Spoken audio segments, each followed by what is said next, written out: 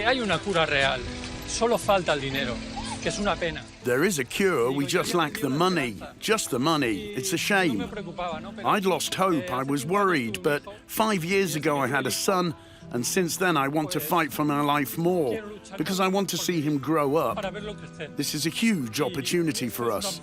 Oportunidad muy grande para nosotros.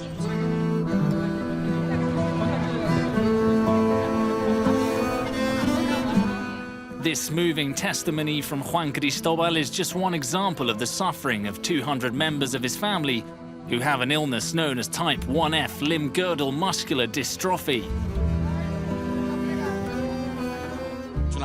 It's a mutation which is unique to our family from 8 generations ago. It began with Valentin in a tiny village in Murcia.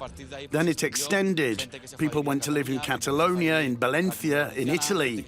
Now there are some 200 of us with this illness, and we're all related by blood. It affects men and women, and it can come to life at any age. Some people have the symptoms from when they're very young, others first feel the effects at 20 or 40 years of age. I got my first symptoms age 6, and it developed slowly. Today I'm 38 and still mobile. Abraham has developed the illness much more quickly, and he's now in a wheelchair. First it's hard to run, then to climb the stairs. That's why the association's called Conquistando Escalones.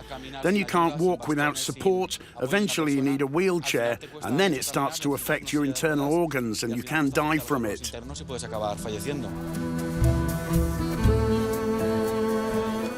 But that future might be more hopeful for them, and at the same time help in finding a cure for another devastating disease, AIDS.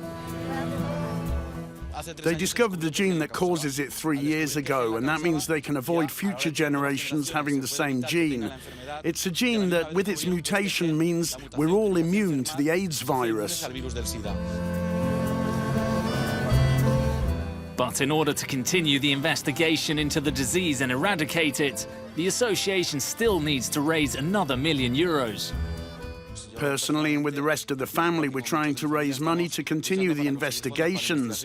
The investigations have been promising in terms of finding a cure for our disease and for AIDS. Our goal is to find a cure as soon as possible and also to slow it down. Villarreal and Levante were the first clubs to open their doors to the association after the club, presided by Fernando Roig, decided to donate all of the money raised from ticket sales for the local derby to this association. The members of the association posed with the two teams before kick-off, and the shirts worn by both Villarreal and Levante in the match were auctioned in favour of the agency. I think sport in general and football in particular offer a window for things which can sometimes be negative, but on many other occasions positive, like this one. It's important to use football to explain the problem and then to look for a solution. To get ourselves known just by being there so people know who we are, and maybe that means tomorrow they'll pick up the phone. They're telling us they know what we need and they'll give us the money we need.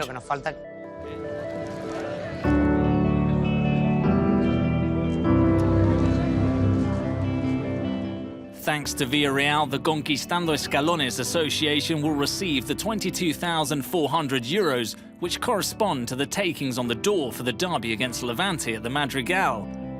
It's an amount which will be enough to keep the investigation going for the time being, but it's not enough. They still need more. Every donation, however small, adds to the hope of a brighter future for the family.